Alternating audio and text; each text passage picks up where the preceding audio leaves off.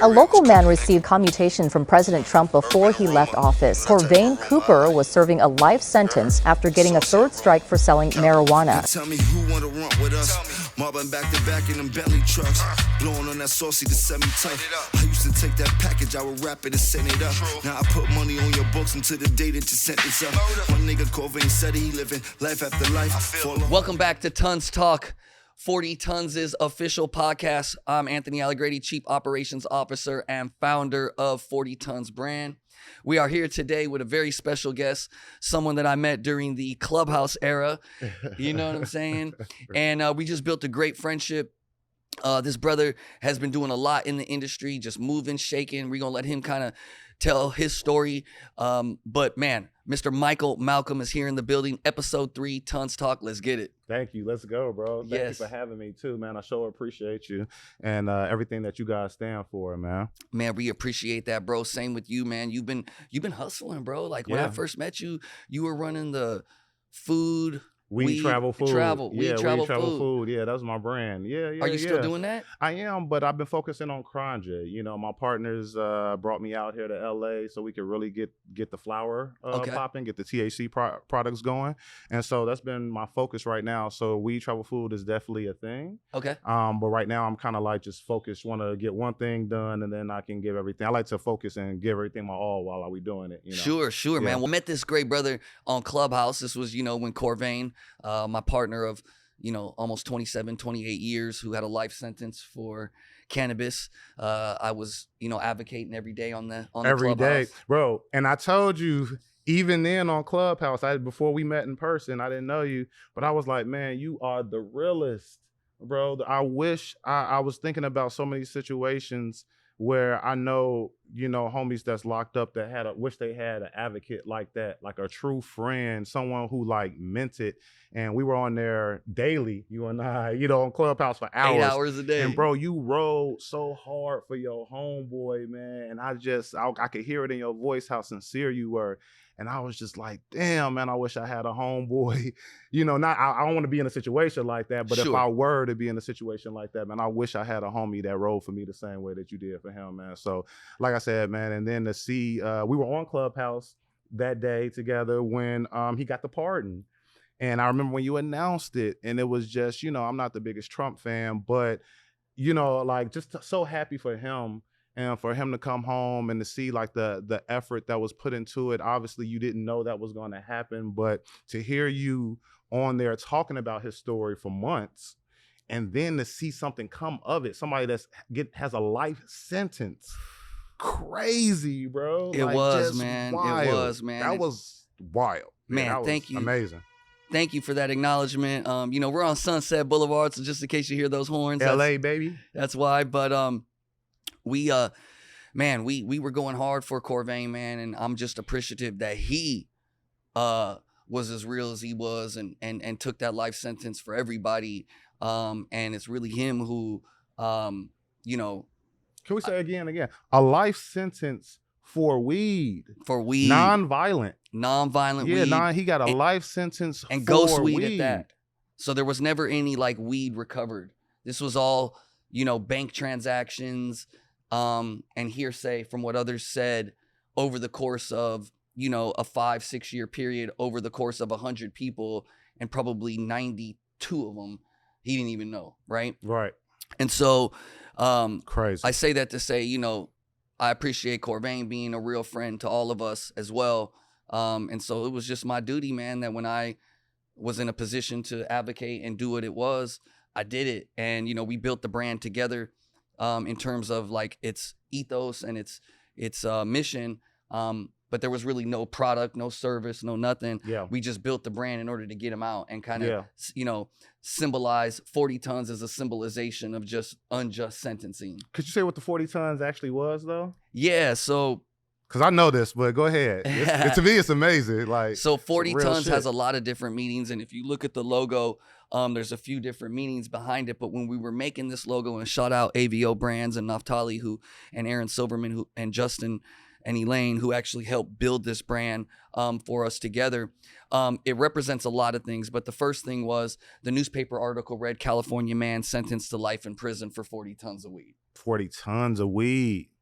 And so, and keep in mind, that was the Mexican compressed brick. I bet you if they would have tested that shit, it'd have been like 50 pounds of weed and it wouldn't have been 40 pounds, but they didn't have testing and compliance and all that back then. So, but anyways, that's what the newspaper article said. So when we were building a brand, we knew that we wanted it to be symbolic of, everything that we went through. And, we came up with a bunch of names and then Corbin was like, why don't we just call it 40 tons? And this is why he's in jail before we even know he's going to get out.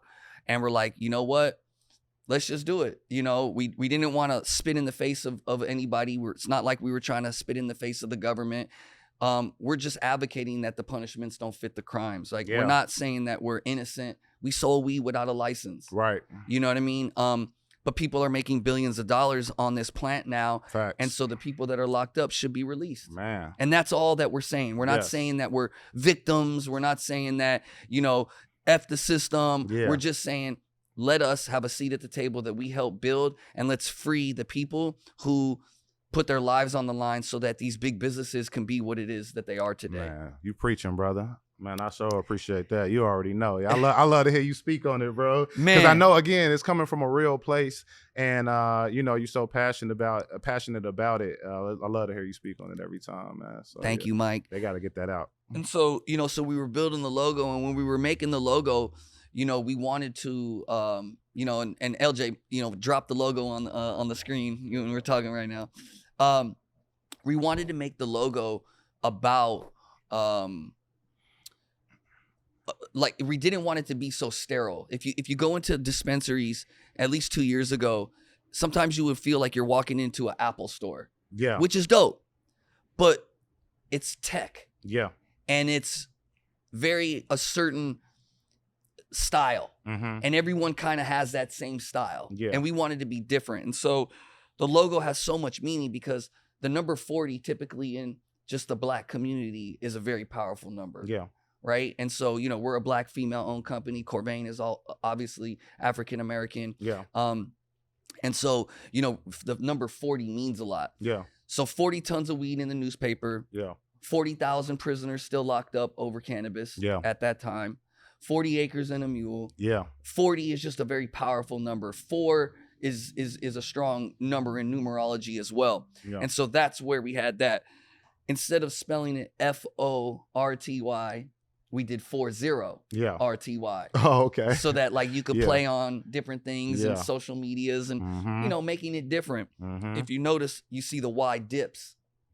What happens when you put a lot of weight in the back of a car or the back of anything? Yeah. It dips. It's gonna lean it down. Yeah, for sure. If you notice, there's a chain, right? What does chain represent? Incarceration. Yeah, incarceration. So on the first iteration, Modern day slavery. You feel me? So on the first iteration of the logo, these 2 chains were closed. And so we were like, nah, it's not quite there yet. Let's figure it out. Because if they were closed chains, what would that embody? It would embody full illegalization. Yeah. But with the 2 chains open at the top, it represents cannabis is almost legal, but not fully legal. Because Okay. if it was, the full chains would be all the way broken. Okay. So the 2 top and bottom chains means we're breaking it actively, but we're not fully there yet. Dope. But then if you look closely, it says Corbin Cooper. Yeah. COCO. Oh, okay. Oh, shit. And the C looking backwards is his life sentence. Oh. And the C shit. looking forward is his freedom when he comes home. Oh, man. And then the C also represents cannabis. Yeah. And the C looking backwards represents, criminalization and all the craziness that's gone on with cannabis looking back. Yeah. Right? But the C looking forward is what cannabis has to look forward to. Oh, man, I fuck with that. Hey, so, one of the things. And I didn't mean to get all up into No, that. I My love bad, it. bro. No, I'm gonna tell you, I love it. We can get into this a little bit more later. But one of the things I do is I teach cannabis marketing and branding for city colleges of Chicago. Okay. I teach remotely now, but I've been teaching cannabis marketing and branding for almost over 2 years now. And one of the things I always tell my students is that a brand is so much more than the name you come up with and the colors that you pick. Right? What is it? What do you mean? What is the meaning behind it? What do you stand for? What is your mission? You know what I'm saying? Like everybody we get it. You like weed.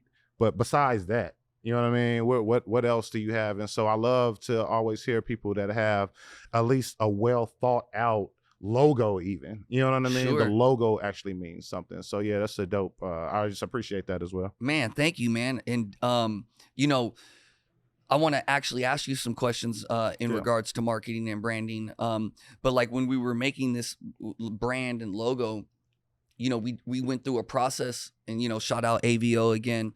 And what we did was we just did I forget what they're called, but just like a picture board. Yeah. And just what we went on Pinterest and just pinned a ton of pictures, styles, and what we felt the brand represented. Okay. So when we did that, you know, Corvain's very flamboyant. He likes, he was always stylish. So I would always like say like GQ style. Yeah. So I pinned a bunch of GQ pictures and, you know, men in like really dope suits. And we were seeing that they were coming up with like either dark grays or dark blues. Okay. So that kind of morphed into it. Then, you know, we pictures of different hip hop artists who we felt we were like Jay and Nas and this and that.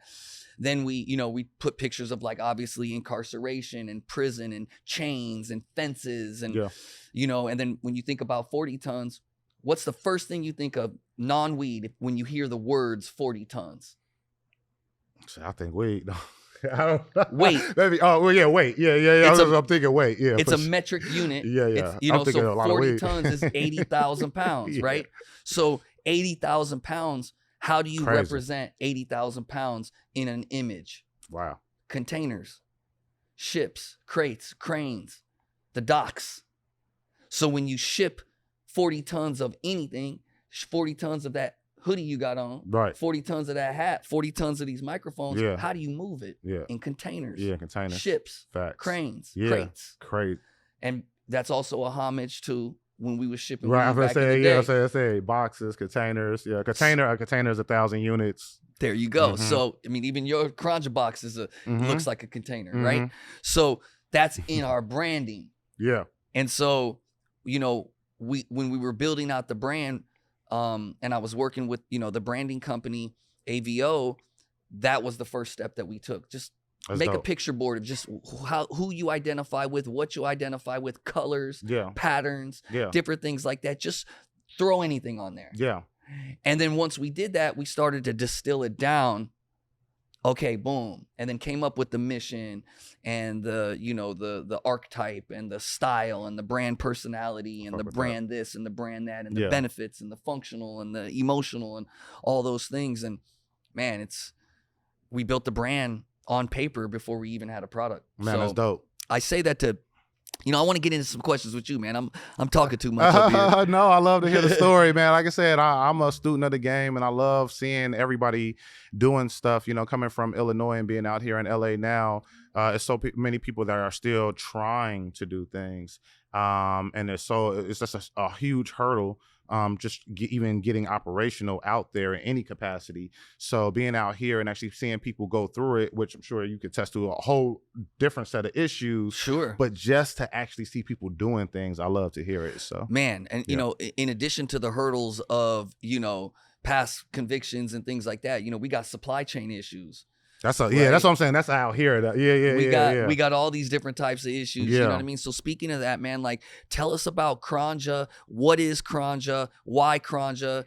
And you know, what's on your agenda for the next couple months? Yeah. So so CRONJA. So again, my name is Mike. I'm from Chicago. CRONJA was actually founded by Bryant Bowens and Ryan Cron. So that's actually kind of where the name kind of came from. But they were actually some of the first employees with PEX, the vaporizer company. Okay. Right. And so they saw that the way to get to get your brand into dispensaries without having licensed products to sell or being a part of that supply chain, that legal supply chain, was with accessories. Right. Correct. So we have some friends that are in the street culture, fashion wise, you know what I'm saying? And so they were like, man, why don't you do like these cool, like leather, like accessories or something like that? So Brian and Ryan decided to come together and they were trying to think of a name. Like I said, Ryan's last name is Crime, but really it was more like, what about like chronic and ganja? So That's what I thought it was. Yeah, so that's what it is. Yeah, it's Yeah. really chronic and ganja. Okay. And so they like put that together, and then they started selling these leather trays in Chicago dispensaries. They actually sold the very first trays. We did a collab with D33, which is Chicago's first medical dispensary. Okay. Which opened in 2015, and they did that collab with them in 2017, summer of 2017. Okay. And those were the first trays were sold. And then, so I met them right around that time through a mutual friend. And then we always stayed connected. I started doing my weed travel food thing in 2018 because I saw legalization on the horizon in Illinois, and I was always traveling and eating at restaurants and stuff like that. So people were like, oh, you should do a weed blog. I mean, a travel blog or a food blog. And I'm like, I'm not a blogger. I just take dope pictures and I say where I am. I say what I'm eating, but I never give reviews. Even to this day, I don't review stuff. Like, I just show pictures and do like that. And so,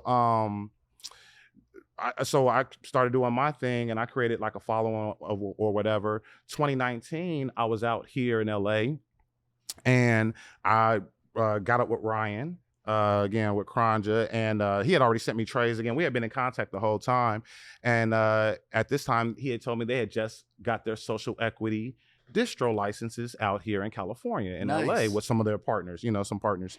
And he was like, man, you should come out here and in LA. He was like, we don't have any money to pay you, but we could like put you on commission, you know what I'm saying? And you would start moving weight, we could do something. And I'm like, I'm not moving to LA on commission, bro. Like, it's too expensive out here. Plus, Illinois had just put out their rules and criteria for how to apply for social equity licenses in Illinois. And I knew with me having a cannabis record that I qualified for social equity in Illinois. So I was like, no, I'm gonna go back to Chicago and see what I could get going there. I go back to Chicago in the fall of 2019, and I had already been involved kind of like in the cannabis advocacy space with like groups like Chicago Normal, Illinois Equity Coalition, Cannabis Equity Coalition, groups that are fighting for things like, representation and equity and financing. And, Pamela Anderson? I feel like I know that name. She's the homie. She's out there doing some good things. I feel like I know that name. Yeah, I want to say something. The Hush ladies? I definitely know the Hush ladies. Yeah, shout out Hush. Yeah, shout out to Hush, Victoria, Kay and Vanessa. I'm finna say, don't. But yeah, no, that's awesome. You guys, so you're getting it in Illinois. You're doing your thing. I was doing all that, and then some of the in-state operators had approached me about being a brand ambassador for them, because I was like, my Instagram was just going, and at this time, so again, just to back up a little bit about what I was doing in 2018, when I saw cannabis on the horizon, I decided to do Weed Travel Food as a way to like get in the industry. But at the time, I didn't realize that I knew people in the industry like that, not actually like with licenses. And I didn't really understand what it was going to take to get into the industry. So I just knew I didn't want my Instagram deleted. Again, going into kind of like the marketing thing. So I thought if I had a page full of cannabis, my page would probably get deleted. But if I mixed up my pictures, mixed up my content, and had every 3 pictures to be a cannabis picture, I'd be less likely to get deleted. Okay. Right. And so that's why I was like, okay, we travel food, right? Okay. And I travel enough, I can like string along pictures.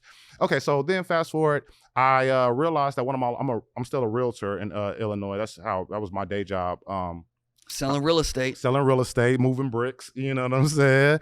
Either way you go, moving bricks. But yeah, so one of my longtime clients had got into the industry in 2015 in Colorado, and they had been telling me, my real estate clients, they had gone out to Colorado and got into the industry, and they had been telling me for a long time to come out to Colorado and get, come check them out.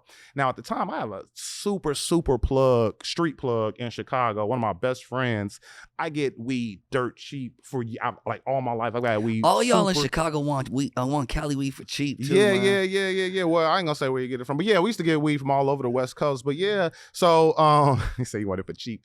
Definitely wanted for cheap. Them Man. Chi-Town boys, man, Chicago, they be man. wanting, man. You know, we in the center of the map, man. You give them the best quality shit, and they like, yeah, man. What you mean, man? Yeah, nah. I'm teasing. That's from the trapping days. Yeah, a little bit. But no, so like I said, I always had a hookup. So when my guys told me to come out to Colorado, it wasn't very enticing to me. Like, I'm like, because in 2015, if you told me to come and check out legal weed, I'm like, that's not even a thing, bro. Like, I don't care about that. Right? I'm like, there's no way I'm gonna be a part of that. Like, you're never gonna give me a chance. So like, I'm not interested. I didn't really care. But fast forward to 2018, they was interested. Well, I'm thinking about it more, right? So I'm thinking about the blog. I'm thinking about actually doing it, right? I bought my first camera. I bought a Canon 77D. I'm like, I'm gonna take my pictures. I'm gonna take this seriously, right? I bought a real camera, didn't even know how to use it, right? And I'm like, what does a weed blog even look like? So I Googled weed blogs, and one of the articles I came across was a GQ magazine article with Al Harrington in it, talking about how he was talking about Al Harrington wants to be NBA's first marijuana mogul. That was the title. And in the article, he's like, Colorado is where the culture is. Colorado is where the cannabis culture is. And I'm like, Colorado? You know what I'm saying? Everybody knows California. Like, what are you talking about, bro? But it made me think about my real estate client who had told me they had gone out to Colorado in 2015 and got into the industry. So right there on the spot, I call my client, and he picked up, and I'm like, yo, how's business? He's like, oh, we're in Colorado, we're in California, we're in Michigan, we're in Oregon. And I'm like, damn, bro, how did you move so fast? Again, like, you only been out there like 3 years. Like, how? And he's like, oh, I don't know if I told you, but Al Harrington is my business partner. Now, when he's telling me this, I still have the article. I literally read the article and called him because I kept seeing Colorado. And I'm like, Al Harrington, Viola, that's your company? You know what I'm saying? And he's like, yeah. I'm like, bro, I'm reading about you right now. He's like, I told you it's real. Come out here. 2 weeks later, I was on a plane. I went out to Denver, and shout out to my homie Adam at Viola. Who's the head of compliance for the entire company. He spent probably 9 hours with me. He had a personal tragedy like a couple of days right before I got out there. Bro, he spent so much time with me.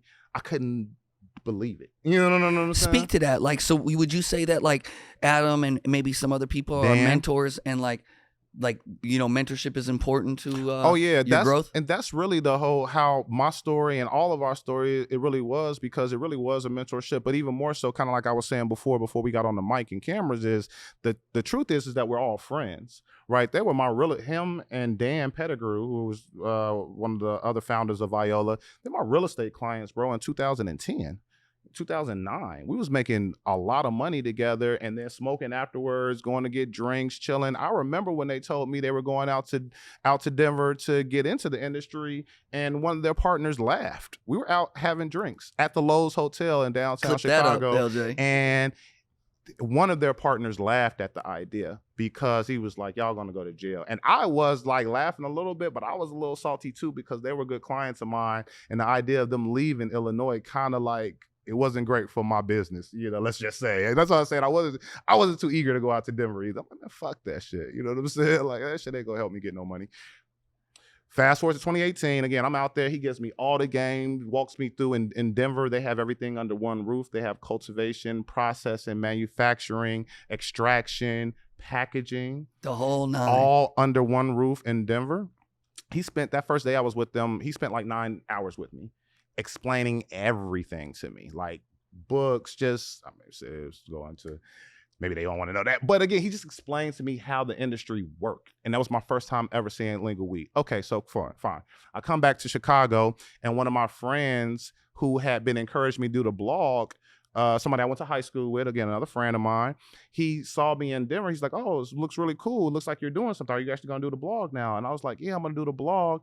I was like, but my pictures sucked. I had just bought my first camera, and I didn't know how to use it. I'm like, all of my pictures that I took in this grow, I was there for 3 days shooting, and only 2 pictures came out not blurry. You know what I'm saying? They all fucking sucked. Whoops. You know what I'm saying? And so he was like, bro, if you get another opportunity like that, let me know. I'll help you. He had just started his videography company, right? Okay. Okay. So I was like, okay, I'm gonna figure that out. So I did. The guys at Viola had invited me out to their grow in Fall City, Oregon. They have a 40-acre farm right outside of Fall City, Oregon. And they had invited me out there later on that fall in September 2018 to film their fall harvest. They're like, Mike, come back out here. So I did. And this time I went with a camera crew. Right. Okay. Because my guy had a guy. So it wasn't just me this time. Now I caught there with a whole camera crew. We're flying drones through the through the greenhouse, and just like on the farm, they gave me full access. Whipping to shit. it. Bro, I'm interviewing the growers and the staff and all this type of shit. And like, it's so dope that my guy, we're such good friends. He was supposed to meet me out there, and he had something got caught up in Denver. He just green lighted me for the farm. He couldn't even make it. He's like, I'm gonna just green light you. They're gonna give you all access. So he called me after the first day. He was like, how's it going? And I'm like, everything was good. He was like, man, they're raving about you. They think you're awesome. And he was like, they're really impressed with you and your team. Do you think you can actually, because this was the thing. He had told me before I gone out there, he was like, just in case the inspectors come through, don't say that you're out there doing it for your blog that nobody fucking knows what it is. Like, right? He's like, just say that you're shooting SOP content for Viola. Again, at the time, didn't know what a SOP was, right?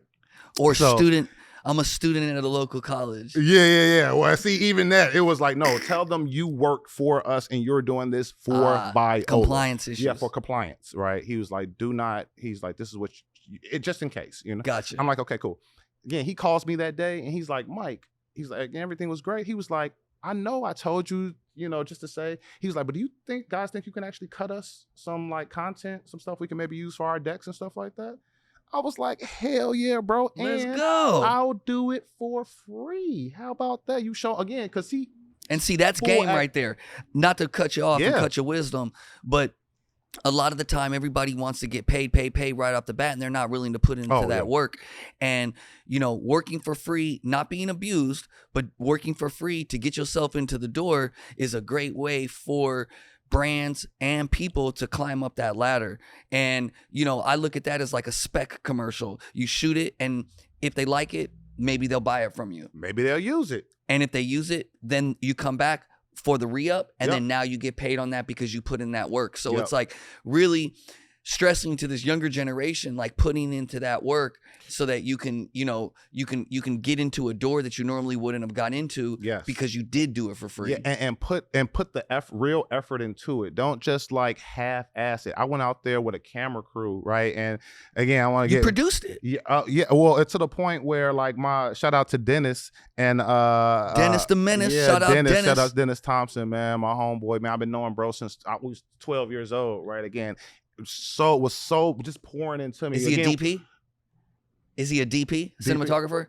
Oh, yeah, for sure. Yeah. And he see, I don't even know the technical term. I'm like, that's the video what? guy. Oh, yes, right? That you said that he was starting his videography business? He started his videographer, and he's done a ton of stuff. He does like editing for some of the top colleges around the country, video editing and shit, like super fucking dope.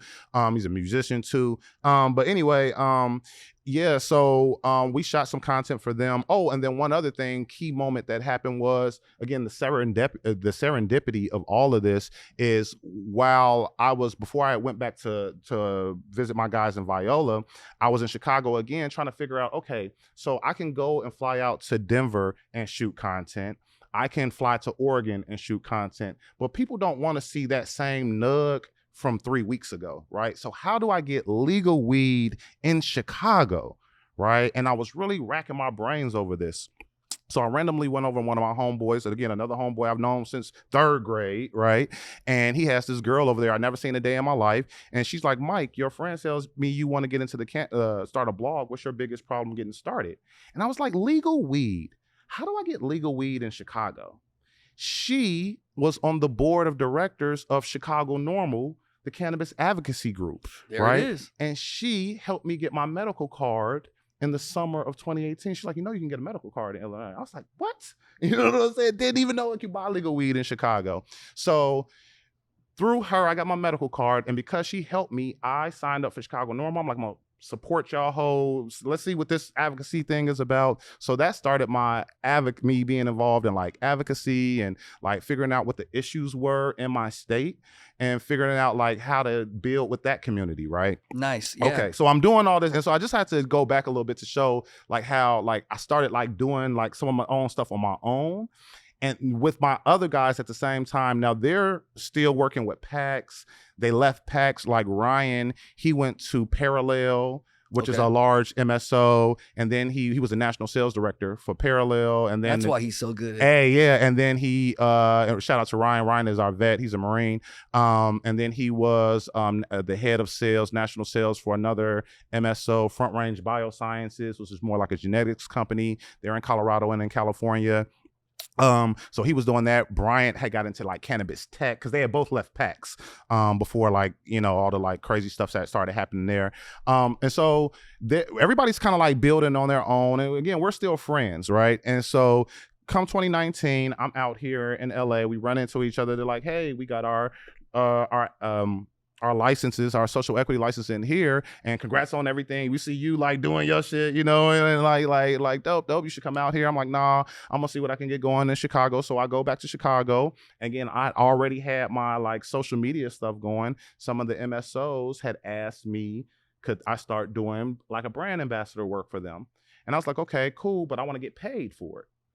And they're like, no, we can't pay you because this is a medical market. Still, it's 2019. They're like, it's still a medical market. We can only give you free product, and we can only do that because you have a cannabis medical card. By the way, it cost me $440 for, there's that 40 again, but the fun, I remember it was $442 because it would have been funny, it was $420, but it was actually $440 just to get a medical card at that time in Illinois. That's how much I paid. We was getting them for like $40, $50 bucks. That's how much I paid just to be able to buy legal weed. Because again, I went to my homeboy who was the plug in my neighborhood. I known all my life, and I'm like, bro, I got an idea, right? But the only way it's gonna work is if I show legal weed on my Instagram. I can't show that shit. You know what I'm saying? Like I actually got to go buy what we call police weed, right? Because a lot of the operators in Illinois are former police superintendents and shit. Remember that when you go in there and buy, because that's still the case right now in Illinois. Okay, the craft grow operators are not up and running. Half of those people growing in Illinois are the police. Okay. Remember that while they making like billions of dollars every year off of you, right? You are paying the police for their weed. Okay. So I was like, bro, I'm gonna go buy this police weed and start showing it. So that was Weed Travel Food, right?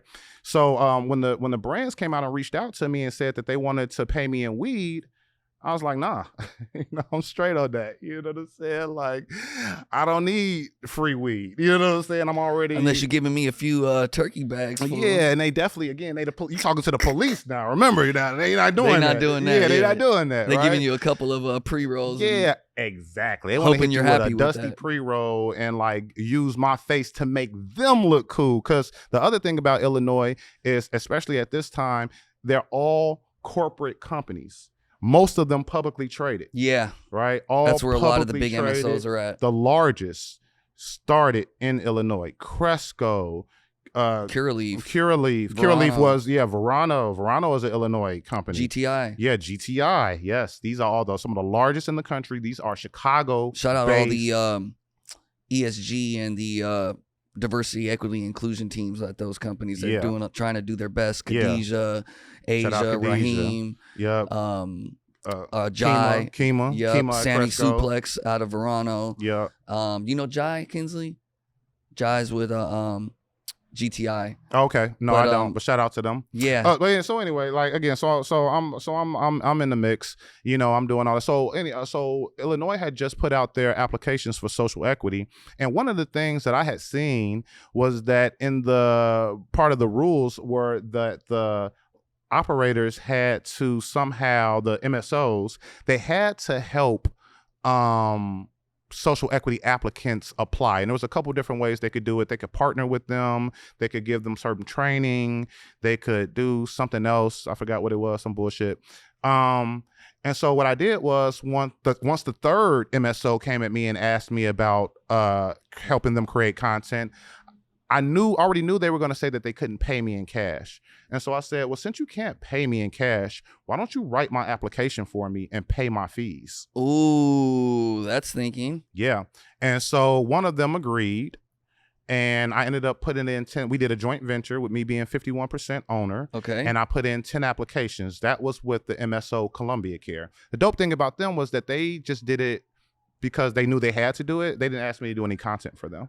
So it was dope. They just paid $25,000 in fees, and they wrote my 600-page application with me. 600 pages? Yeah, it was 600 pages. It was a little over 600 pages. Jeez. 600-page application, $2,500 per. We put in 10 applications. Again, Illinois was so like ridiculously crooked that you can put in an unlimited amount of applications for a limited amount of licenses, and then they let people win multiple times in that limited licensing round. So again, I'm gonna say that one more time. They let you put in an unlimited amount of applications for a limited amount of licenses, and then they let people win multiple times in that limited licensing round. So it's only 185 licenses that were available, but they let people put in as many applications as they want. So what that means is like, so a lot of people, you'll hear people say that it was rigged, right? And I don't want to say that it was rigged, but what I will say that it was not set up for social equity to win. It was set up for the most people who had the most money to spend. You know to what? Win. You're right. My cousin is out of Chicago, Jay Kevin, and he said he put in like something like 37 applications or something like that. Mm-hmm. He was on 37 different applications. Mm-hmm. Okay, so that's how that Did he happens. win any?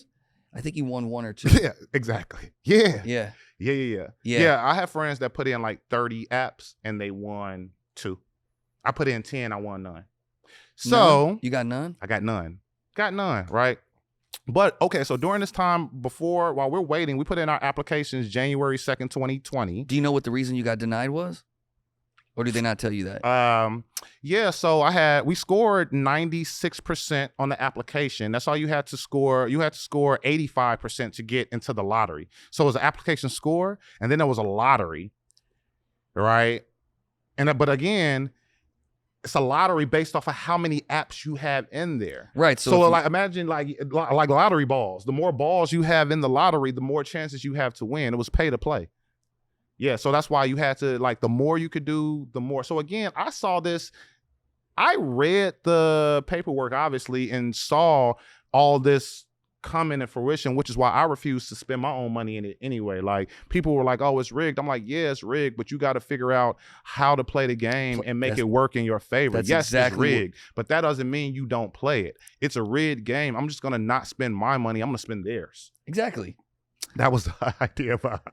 Yeah. So you did 10 of those. I did 10 of them. Yeah. So 6,000 a piece? 2,500 a piece. Times 10 was $25,000. Yeah. So they gave me checks for $25,000, and they gave me my application, and I went and turned it in. So right before that happened, though, I had popped in Illinois media as well. So when my advocacy work, I had started going to a lot of the Chicago town hall meetings about cannabis rules and regulations, and I was sparring with the city and the state on a lot of the rules, because even the rules that they were setting up weren't for us. You know what I'm saying? I mean, they were. Was this pandemic times? This was right before this is fall of 2019. Okay. And I'll save all the stuff I said, but the bottom line is I was fighting for equity and for us to have a chance against the large MSOs. So much so that me sparring with the city and being so well received, because we were still in auditoriums at the time, and I'm like standing up like, hey, what y'all just said doesn't make sense. And when I would stop, the whole auditorium would just applaud, right? And so the news picked me up. And so the December 23rd, I was on the cover of the Chicago Sun-Times with Dan Pettigrew, the founder of Viola, as one being a cannapreneur trying to get into Illinois. It's one of the reasons why I love telling those stories and giving the background, because for me and Dan to share the cover of Chicago Sun-Times together for being cannapreneurs was fucking like, again, the serendipity of it all. You know what I'm saying? Like I couldn't imagine that, right? And so that was dope. So I did a lot of stuff while we waited for our licenses to be. They didn't announce winners until the summer of 2021. During that time, I did a lot of press. I did a lot of stuff on social media. I actually did a 9-minute video that's on YouTube right now with the Chicago Sun-Times called "How to Buy Legal Weed Like a Pro." You can look this up right now. It's a 9-minute video. They smoked me out. They paid me and had me like create content, explain the differences between flour, Put edibles. that link on there. Yeah. How to buy legal weed like a pro. It's really, we got over 150,000 What views was on it. what's the YouTube channel? It's on the Chicago Sun-Times Okay. YouTube. Yeah, it's on their official Chicago Sun-Times YouTube channel. Yeah, I did Nice. that. I did that with them in January of 2020. Yeah, Okay. right before the pandemic went crazy. So, and I also did Chicago Realtor magazine, because again, in Illinois, people were afraid of what was going to happen once these legal buildings, legal cannabis operations started opening up, and what does that mean for our communities, right? And I had to again go against the stereotypes. Like, once a dispensary opens up, you're not going to have like junkies laid out on the sidewalk, you know what I'm saying, just because they went in and bought a joint. And it's not that type of thing, but people were afraid at the time. And so you can look this up. It's Cannabis and Real Estate. It was the summer of 2020. I did an interview with Chicago Realtor I think magazine. I remember that off of Clubhouse, because that was like right in the beginning days of Clubhouse getting cracking. It was like towards the end of 2020, summer to end of 2020. And then you were really going hard with all your media and a lot of media stuff, because I was Yeah. speaking to all the issues. I had been interviewed by the Chicago Sun-Times and Chicago Tribune individually for about 5 to 10 different stories between each. And you know what I'm saying? Like WGN, just like talking about it, just because more no than one anything, was doing it really. Yeah, no one was in doing it in your city. No like one was that. doing it in our city like that, and more people were more trying to be, again, influencers. And one thing, I know, no disrespect to the influencers out there, because they're definitely needed, right? But I didn't see my goal as being an influencer, so to speak. I really wanted to be an operator with influence. Yeah, talk about that. Like, Yeah. what made you want to get into cannabis to begin with, and then taking this whole career trajectory? Was it just being a consumer of the plant, or was there? So I always had a really close relationship with the plant. You know, my homeboys from I'm still friends with a lot of my friends from like kindergarten, second grade, and they will tell you I used to steal my uncle's weed and like bring it to us, and we would try to like roll it up, but we were so young and dumb, we didn't even know how to roll. We would like take leaves off the tree, green leaves off the tree, and try to roll up what we thought, you know what I'm saying? And the shit wouldn't stick, and the shit wasn't like, we ended up throwing it at each other. Like, we just like kids. But I was the one that was stealing my uncle's weed. Fast forward to, again, I was always interested in the plant. And like I said, I got a homie that's a super plug, one of the largest plugs in the city, one of my best friends, right? And so he used to get bud in by to the ceiling, units to the ceiling. But bro don't to this day, I still don't think he know how to roll. Right. So I don't know how to roll either. What? Oh man. So he called me over. He used to call me over and be like, man, I got some new shit in. Good, at least. Yeah, can you you know what I'm saying? So I used to come in, like set shit to the ceiling, and we used to go through packs. And so we would pick them, sort them, and I'm helping him, just like, I think this one better than this one. This one, that shit kind of stink. Back then, again, a lot of brick weed. So it wasn't like, it wasn't no za. You know what I'm saying? I'm 40, so I'm talking late 90s, mid 90s, all Reggie. He had started getting dro and shit like that in, but most of it was straight Reggie. You know what I'm saying? Those Reggie were the good all old day. days. A lot of Reggie. You know what I'm saying? But again, it was levels to Reggie. You know what I'm saying? So I would pick the You had good. AZ. Pick the good from the bad, you know what I'm saying? And so we used to set shit apart, and I would roll Levels to Reggie. That's yeah, funny. I would roll out of each set of packs. I would roll, a couple for all of us, and then and so that was kind of really like develop my palate. And then I would always send people to him. So a lot of times I wasn't selling directly. I just sent people to my homies, so people associated me with weed a lot. And then I always had bud because I was with him all the time. And so I was kind of like in my hood, Morgan Park, shout out to the Wild Hunt, Southside Chicago. I was kind of like the neighborhood weed snob. You know what I'm saying? Like, I was the one that like I was the one that switched to Dro. When Dro hit, like in the late 90s, I switched, bro. I wasn't smoking nobody's Reggie no more, right? I almost got into a fight on the block because the homies thought I was being disrespectful because I didn't want to hit their block. I was the one, I wasn't hitting everybody's blunts just because you was offering me some weed because I always had weed. So just because I wasn't smoking a blunt, you know, we all out there. I got my own weed, bro. I don't want to smoke your shit. You know what I'm saying? I was funny about what I was rolling up with, you know, because I got to a point, you know, we was smoking Phillies and White Owls and Dutch Masters. Oh man, listen, we used to sell the Reggies. That's hence the 40 tons.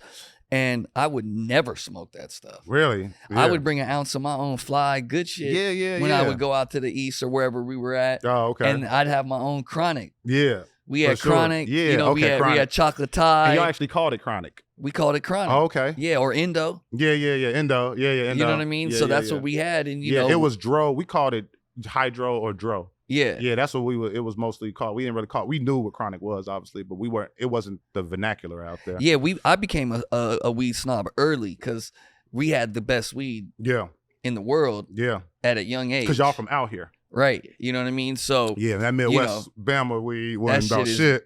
Yeah, that man. Shit we had was Don't want none of that Bama weed. Yeah, everything. I know that stuff. Shout out RBL Posse. Yeah. And so so that was just kind of like the thing. Like, so again, always associated with the plant.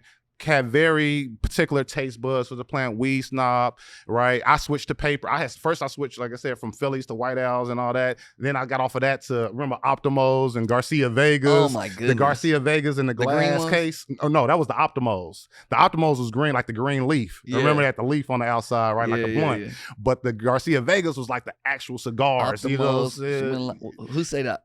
Optimos, smoking line, something like that. And then I switched to papers only. And then I was the first homie in the hood with a PAX. Cause again, I had met Ryan and Brian and I brought the PAX on the block. They like, bro, you always on some old futuristic shit, bro. Like, you know what I'm saying? So that was me, right? Always on some new shit, always like bringing some new shit to the homies.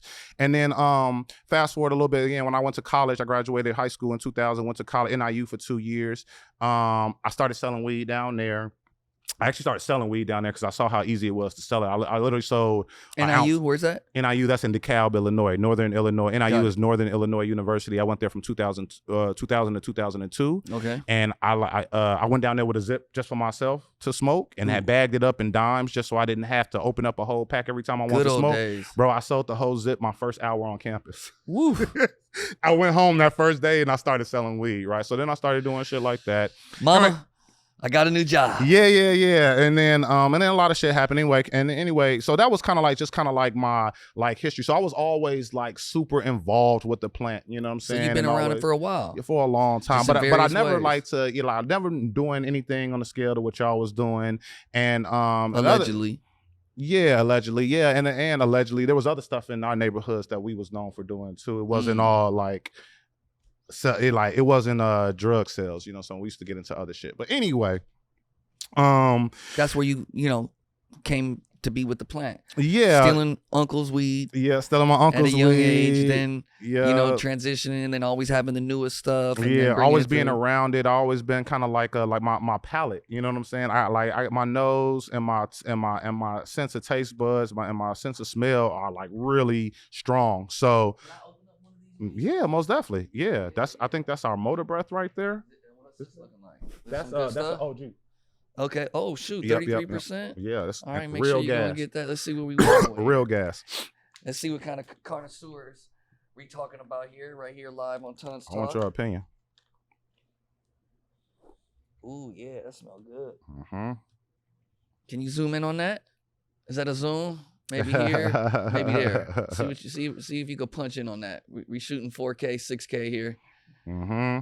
Yeah, okay, I like this. Okay, so did you help curate this? No, so let me fast forward and get to the CRONJA part. Yeah, so I always let's have to get my little background because so that's where I came in. So again, the CRONJA guys, when I had applied for my licenses, again, they're seeing all my momentum and stuff, and again, we're still friends, and they're like, man, Mike, we still really need your help with marketing and branding, but we can't afford you. You know, again, this is mid 2020, but they're like, man, you everywhere. They're like, so why don't we just give you equity in our companies to help us?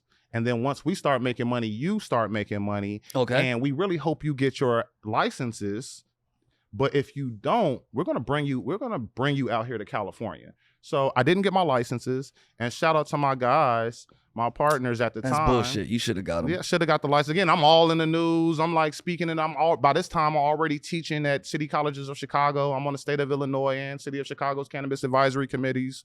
You know what I'm saying? They didn't give me a license. Put in 10 applications. I still, didn't give me a license. Okay, cool. Shout out to my homie Ryan. You know what I'm saying? Called me the next day. He's like, man, I know your head is fucked up right now. You know what I'm saying? But because the licenses stopped? Because they had announced the winners and I wasn't in that group. And then there was no more after that. Well, they're about to open up the second round at the end of this month. But I had just lost, basically. Now, can you still be qualified for this next round? Yes, and I'm definitely gonna apply.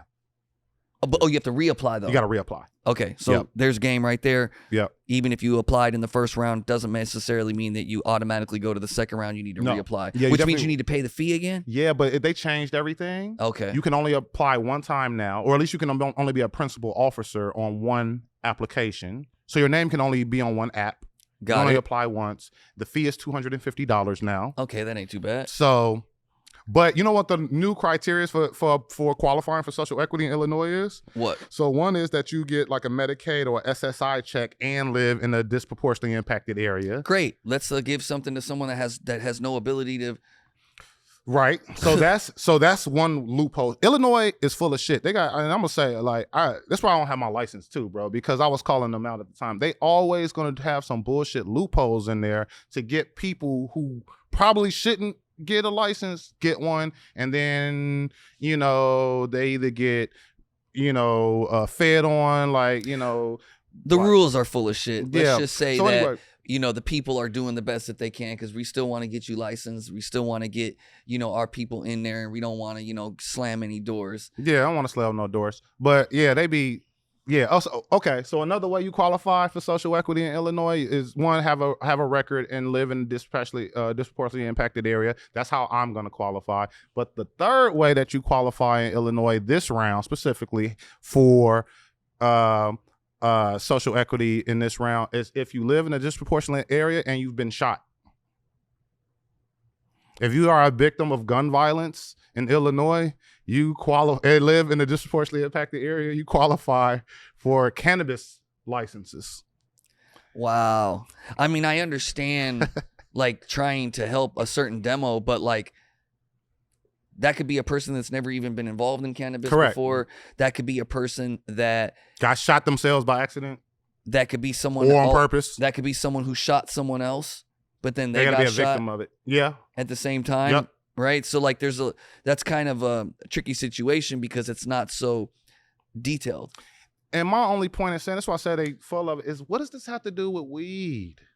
What does this have to do with righting the wrongs of the drug war? I get that there's some shit that goes on, and yes, gun violence may be a part of that. So if you were the one writing the rule, what would you make a qualifier for social equity? Cannabis conviction.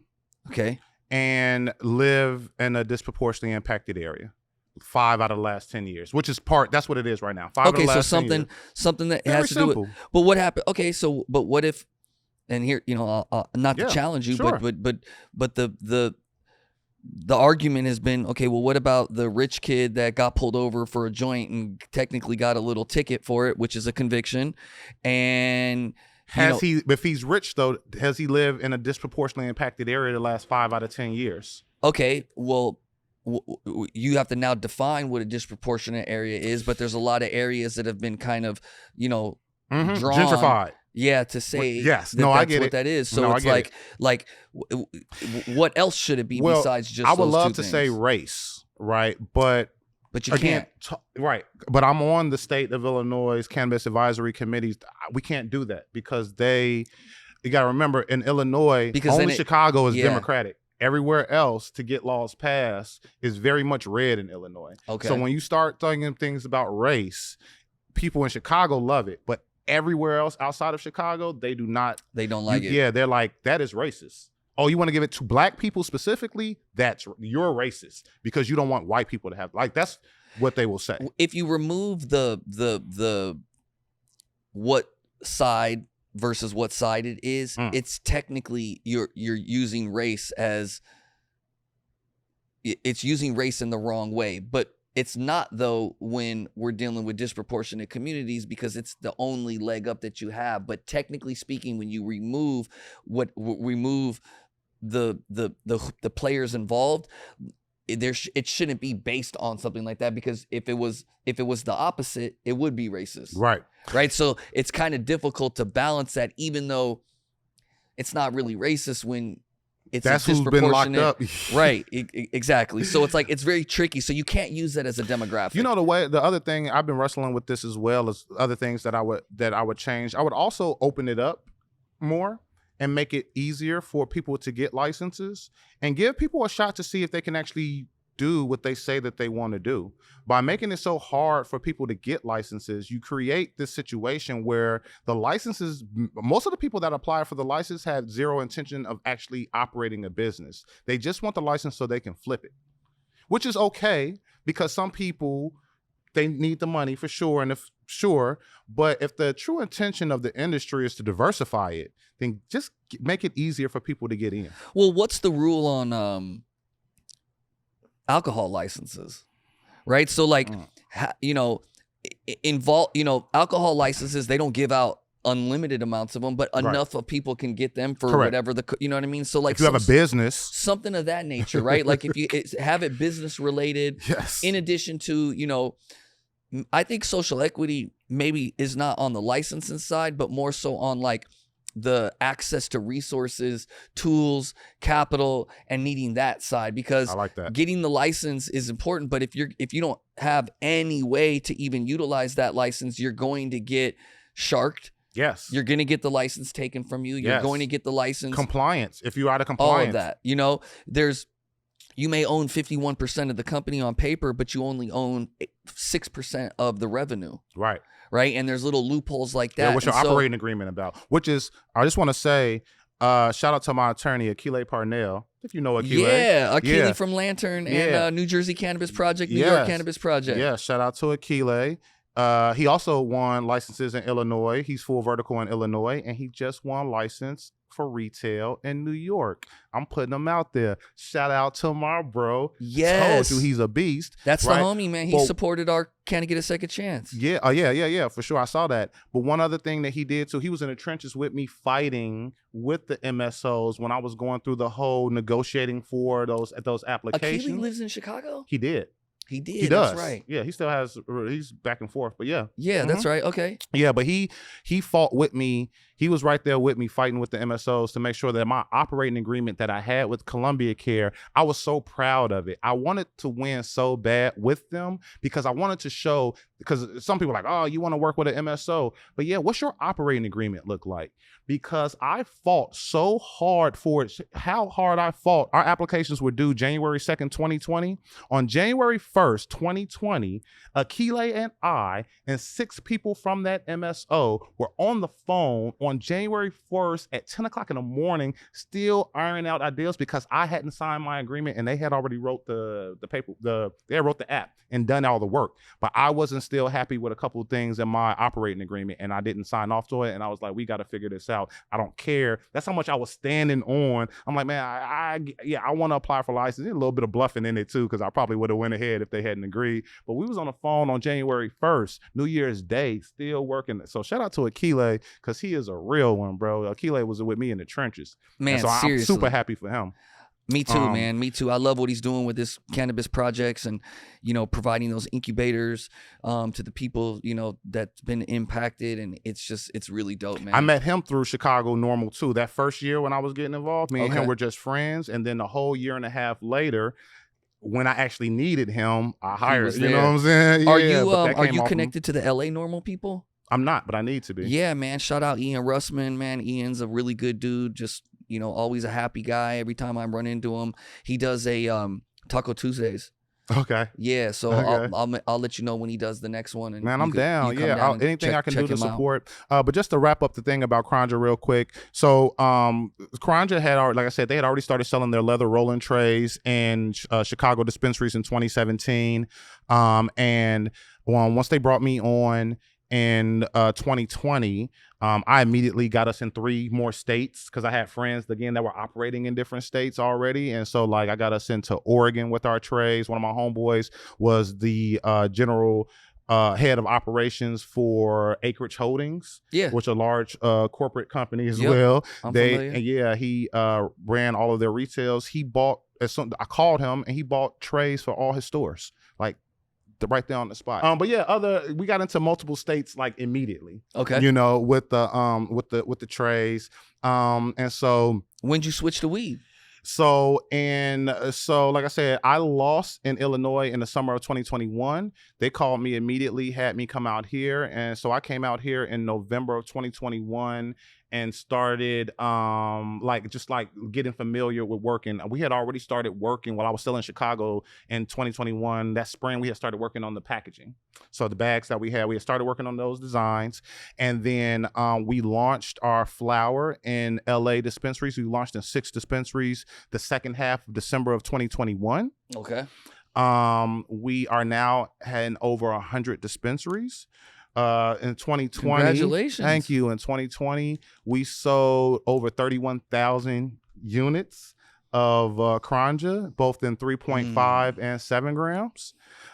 We did just over 1.9 million in retail sales. Good for you, man. Congratulations on that, man. So thank you. So I'm the head of marketing. I'm our CMO. Okay. Bryant, who I wish was here, is our CEO. Okay. Ryan is still we'll have to get him back here. Partner. We'll do another interview another time. Yeah. And a lot of our homies, GLC, who is one of Kanye's, or used to be one of Kanye's, still is one of Kanye's good friends since childhood. He's the one that actually introduced me to Brian and Bryant years ago, and we're all friends.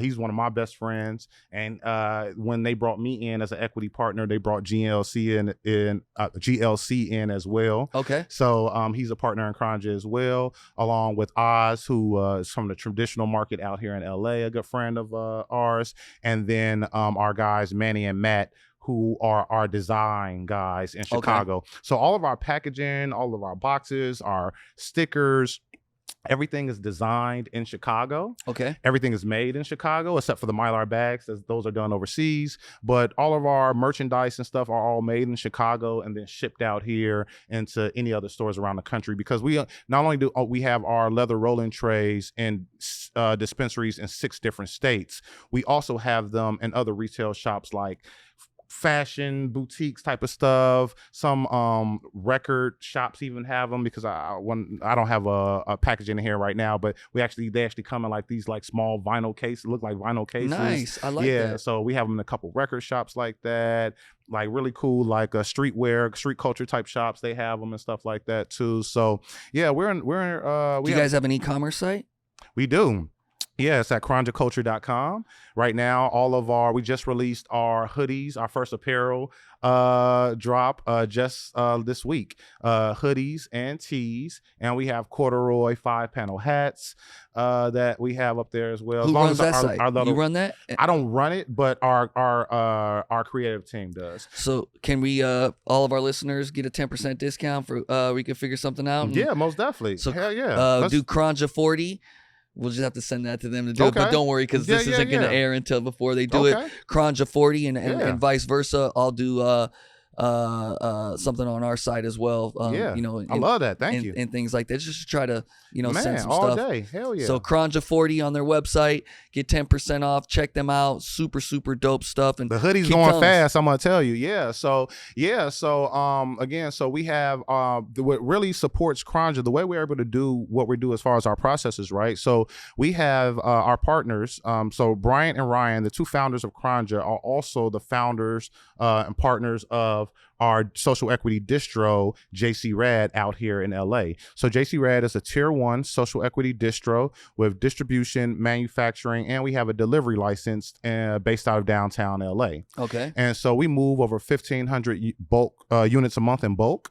Units is pounds, 1,500 pounds a month in bulk, and we cherry pick basically the best stuff that comes through there to go into our bags. So I do all the digital media. I'm the head of marketing both for CRONJA and for JC Rad. I take all the digital media of all the flower that comes in. Every time we get a load in, I take a little sample of everything I think that may work for us. I try it out. If I like it, I buy it through our distro for CRONJA.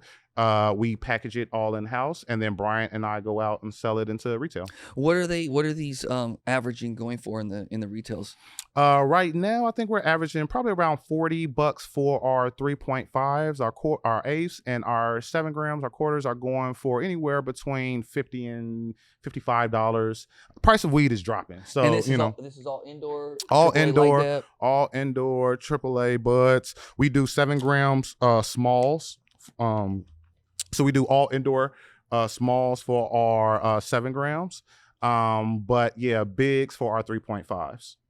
I love it, man. Yeah, Heck thank you. Yeah, man. all indoor. We don't do depths. We do sell even our distro. Our distro isn't even known for depths. We don't have a lot of depths in our distro. Our distro is known for indoor. Okay, man. Cool, man. Well, listen, let's take a couple seconds to pay some bills and give a shout out to our sponsors, man. Definitely want to give much love and respect to Hemper Company. They are an amazing e-commerce platform that has tons of cannabis accessories, smoking accessories, rolling trays, bongs, the whole 9 yards. As you can see on our table, we have a custom bong that's coming out with Hemper 40 tons. It's dope. And shout out to Hemper. Shout out to Angel. Big shout out Angel. Yeah, Angel Berto is the homie, man. The homie. And we're gonna actually get Brian on the show pretty soon.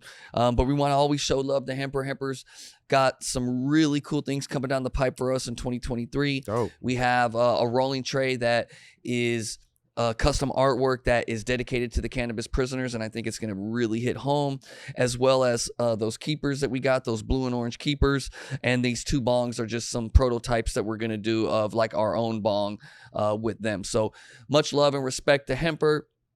And now back to regular scheduled programming. Yeah. We got about maybe 10, 15 minutes before the show ends. I wanted to ask, man, so like tell us about like, what is some advice you can give a brand very similar, like the way CRONJA is doing their thing? Like you teach kids, well, not kids, but college students. Mm-hmm. We're old now, so yeah, kids. My kid's 21 years old. I know, right? Yeah. But you teach young people, about branding and marketing. Everyone wants to be a business owner. What would you say has been the most challenging aspect of running a business, and things that you've done to overcome that challenge?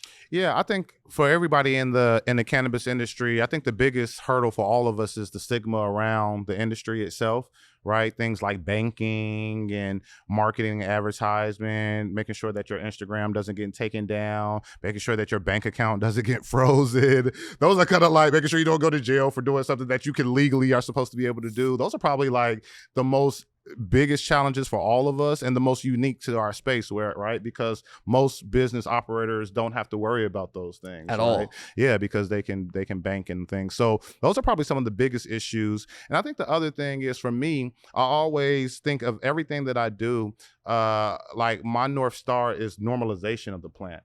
One thing I always say is I'm not as much of an activist as I am an advocate for the plant. You know what I mean? I'm not an activist. You know what I mean? But what I am is I know good policy and bad policy. I know what's good for the culture.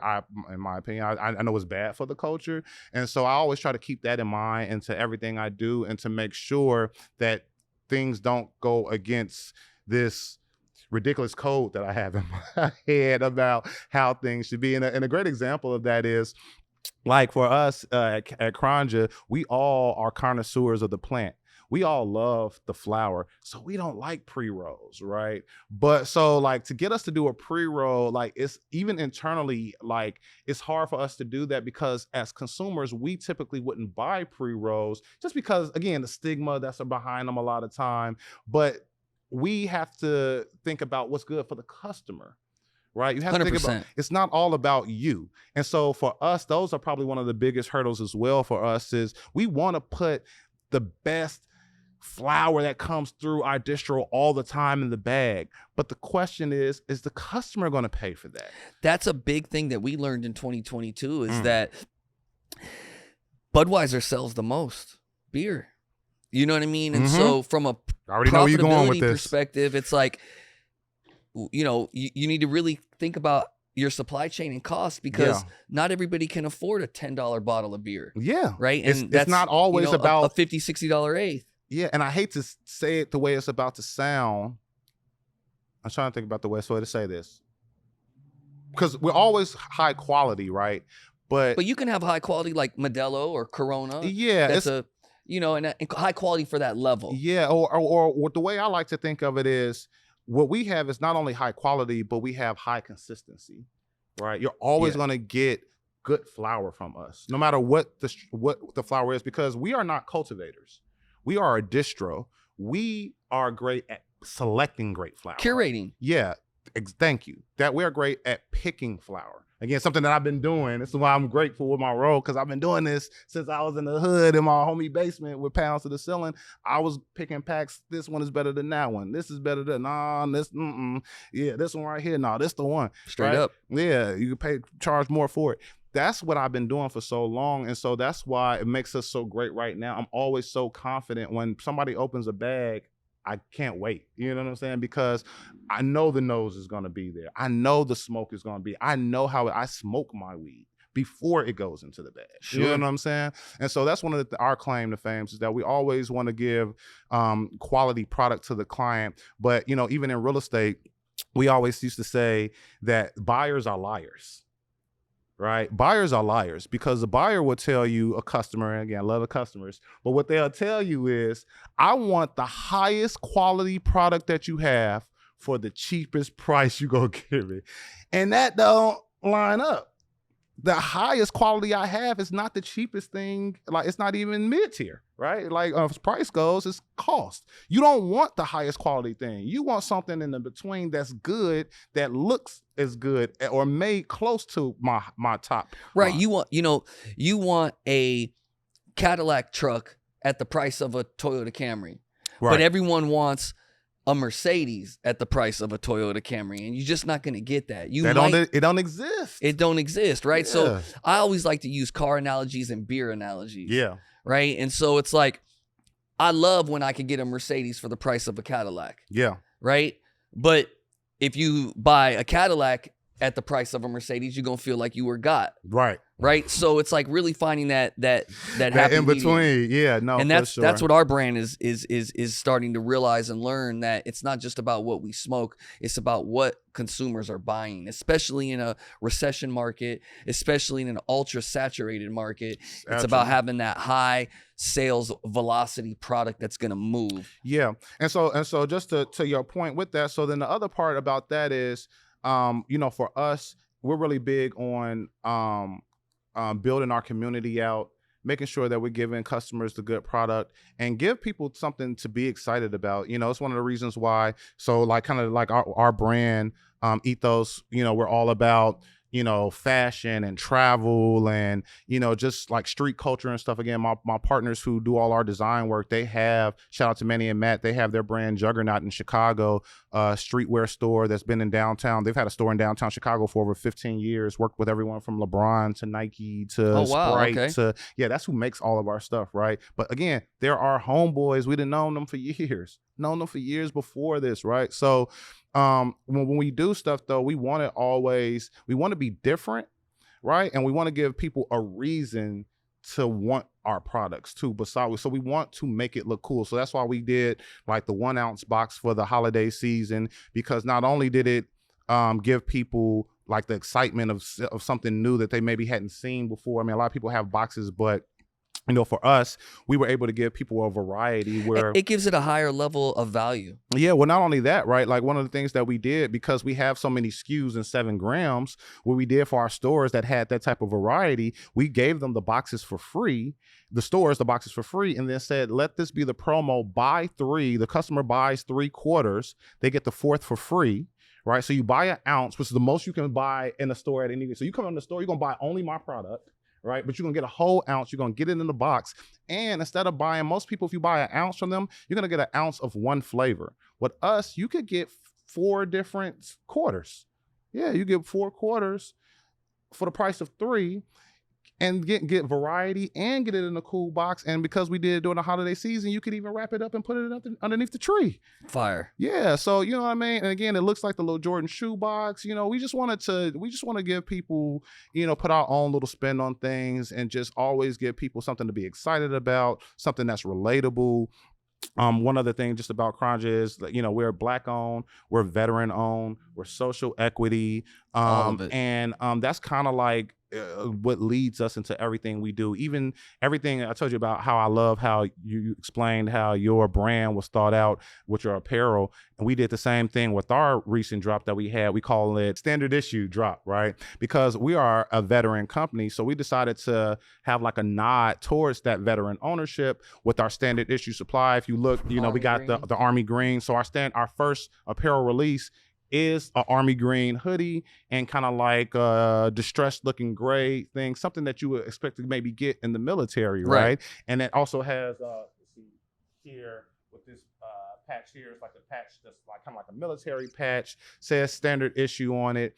And so we did that again to show some love to our veteran ownership, but also to let people know that this is just the beginning. Right, we have more elaborate designs coming. This is just the baseline standard CRONJA shirt and hoodie. Our next drops are going to be way more elaborate. It's going to be dope. We're going to do some really cool things. Again, we have amazing partners in a lot of different industries. That Size medium, size small.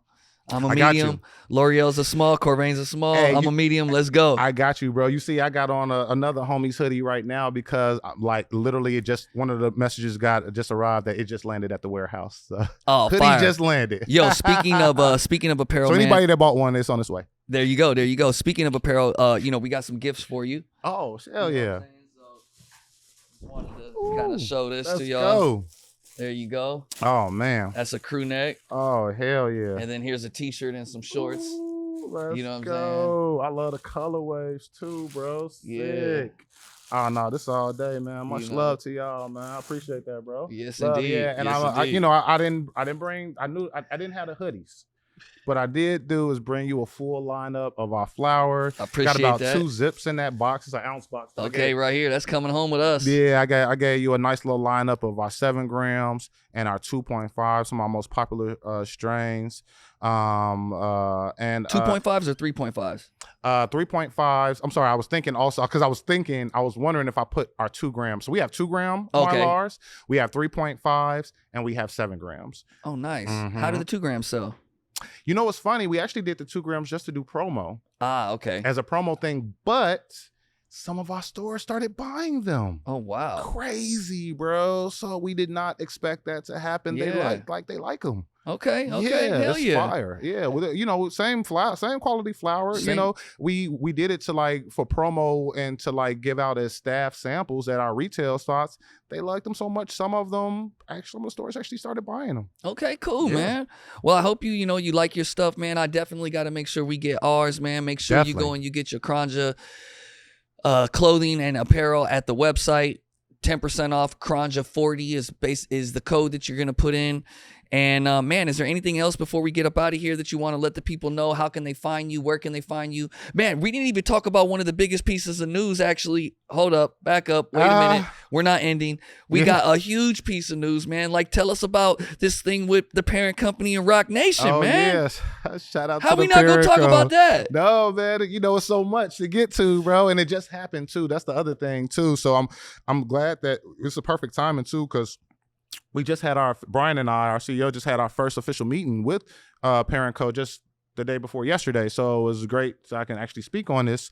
So yeah, basically, they are bringing us into 7 of their stores to start.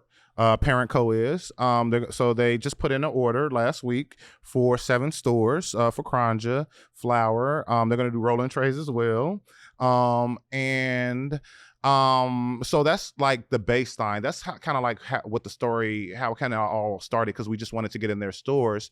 But what they actually offered us is an opportunity to be the first brand to go through their social equity incubator, they're calling it. And some of the things that they say that they want to help us with is things like PR, marketing, finance, legal, You know, Man. we have ambitions to expand our THC products into multiple states. They said that they can maybe help us with that. Nice. Yeah. So again, we're at the very beginning Okay. of the relationship. Honestly, we were a little bit surprised when we saw that announcement, you know, but again, the brand and marketing guy in me was like, I called my creative team and said, hey, make up a headline, like make something cool for this. So, you know, make it look dope, you know, so we can like make a formal announcement. But yeah, we're super, super excited to work with the parent co and really looking forward to seeing how we can make this something that's going to be really beneficial for all the brands to come afterwards. Man, well, congratulations on that, man. That's amazing, man. Parent company, Rock Nation, the whole team over there. I know is pretty excited. And shout out to Tiffany. I was gonna say, you know, Tiffany. Yeah, Tiffany's a rock star, man. Know. She goes hard in the paint for them, and you know, just an overall advocate. Oh, and one thing I want to say too. I mean, the parent co thing is great, but shout out to all of the operators, all of the retailers, all the manufacturers, all of our cultivation partners, both with CRONJA and JC Rad, that have allowed us to do what we do. Sure. Right? Because the Rock Nation parent co thing is like the shiny object for right now, but I can't ignore all the people that embraced our concept all last year when nobody out here really knew who we were. We all like had ties out here, so people kind of knew who we are, but that's a lot of people out here. Sure. That does not mean you're going to be successful. Does not mean you're going to get into stores. Does not mean you're going to get a reorder. 100%. Right? Somebody might buy something for you once. It doesn't mean they're going to pay again. They might do a reorder on terms. Don't mean they're going to pay you. So shout out to all our accounts that are not in receivables right now. Shout out to everybody that pays. Shout out to everybody that's on COD. Shout out to everybody that says what they mean and mean what they say. You know what I'm saying? Amen. And shout out to, you know, everybody in California, all the staff and all our customers that, like I said, have supported us. I hear amazing things when I go into the stores that we're in, and I can't say enough for everybody out here. For, you know, me being from Chicago, I can't say enough for people to welcoming me, you included, you, Corvain, your whole team, you know, the people that we met on Clubhouse. Shout out to all of them. So many of those people have been great. You know, when you and I were on Clubhouse at that time, I had no intention on moving to LA.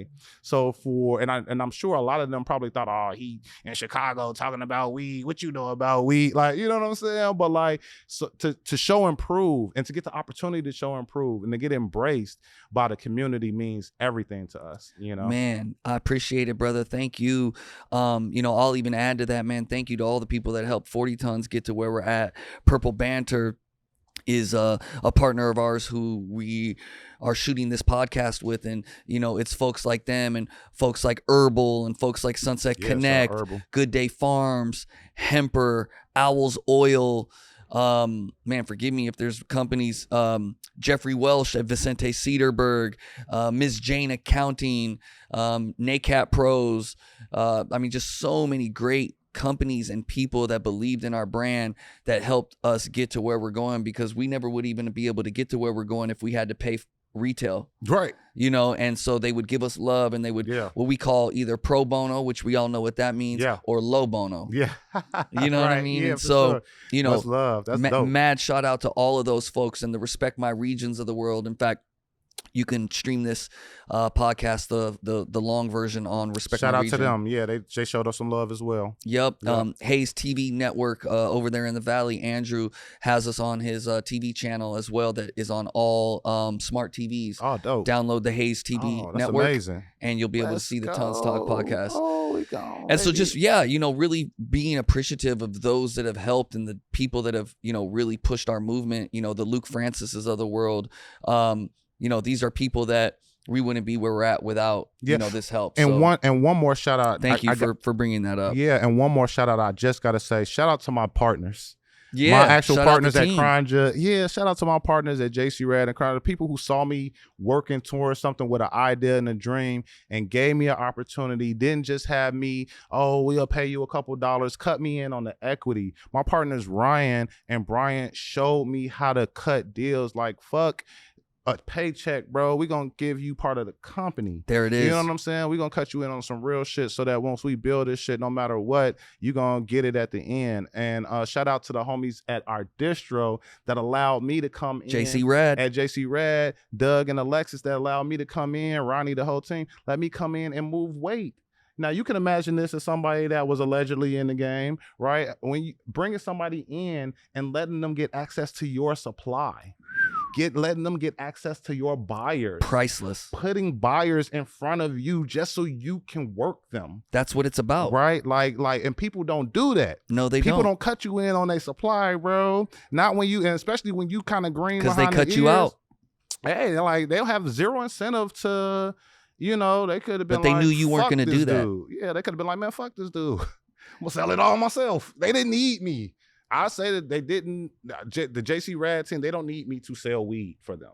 I do help them, but they were going to be okay by themselves. So for them to cut me in on their slice in their territory and show me the game and really put me on, I go with our buyer now to the farms to pick weed for our distro now. Fire. Yeah, bro. Like, that's how me and my buyer, we just were in Northern California 3 weeks ago now. Okay. Yeah, checking out farms in Sacramento and Oakland. And I'm gonna have to come check y'all weed out, yeah, man. that's Maybe what I'm put saying. Hey, you heard what I said. You know, No, you heard what I just said. I we was at. definitely- We got some fire, bro. we definitely are gonna We talk. got fire in there. Yeah, so just shout out to them, man, because everybody talk about what they gonna do and bosses, man, but unless you help somebody get some money, put somebody up on some game, that's how you a real boss.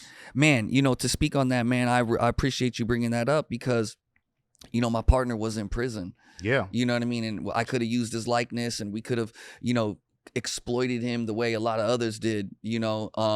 And so what we did was, you know, I made it to where we all win together, and not just me, him as well, making it for me. So it's like, that's what it's about. It's about putting your team on, putting the people that are close to you on, and making it fair so that we can all win. And of course, you know, when you have friendships of 25 plus years, or friends as long as you have, you know, you're gonna have that like big brother, little brother, Yep. elbow competition type things to each other. But at the end of the day, you know that these people care about you and they care about your generational wealth. And so Yeah. it's why they gave you equity, and same for the reason, you know, what we did with our situation. So mad love, mad respect.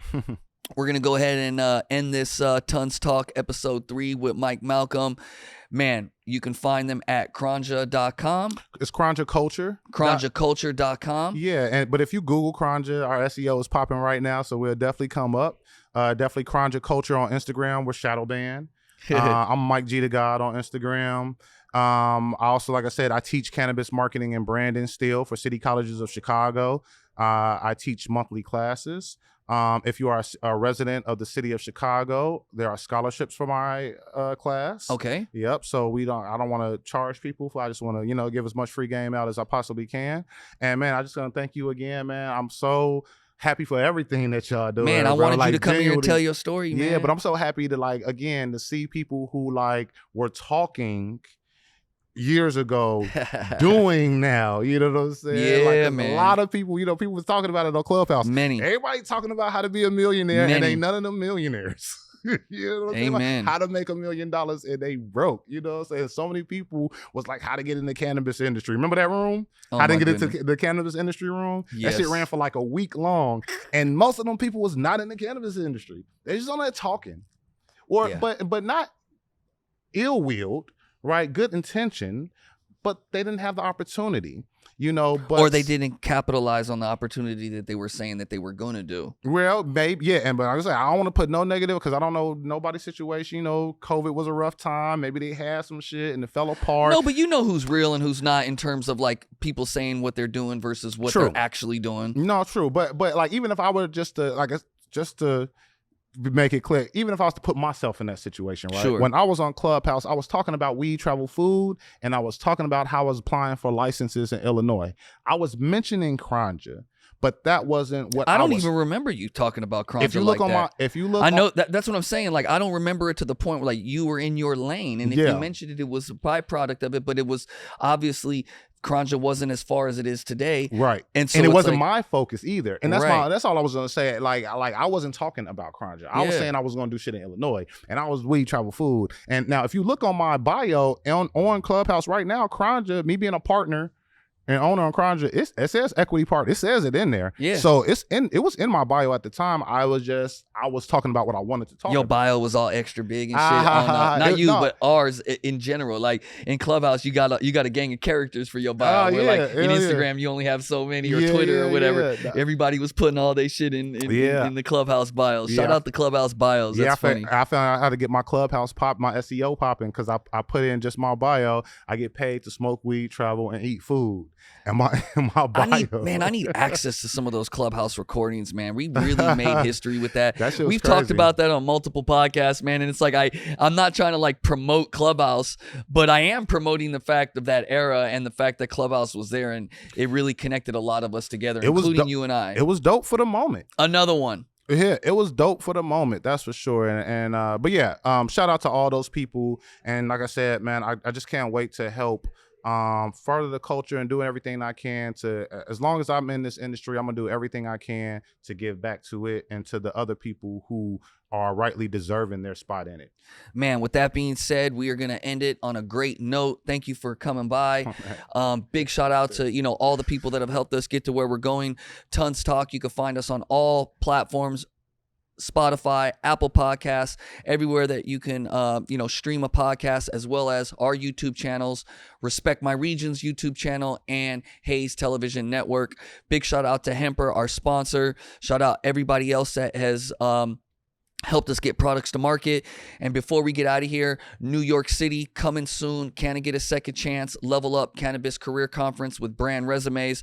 This is our conference that we do that actually helps folks get into the industry.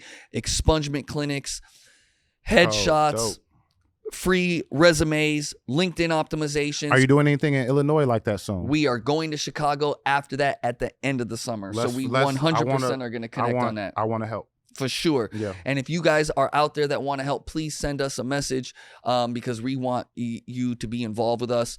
And so this is what we have going on at 40 Tons. We love, we respect, we appreciate all of you. And just remember, just because somebody carries it well doesn't mean that it's not heavy.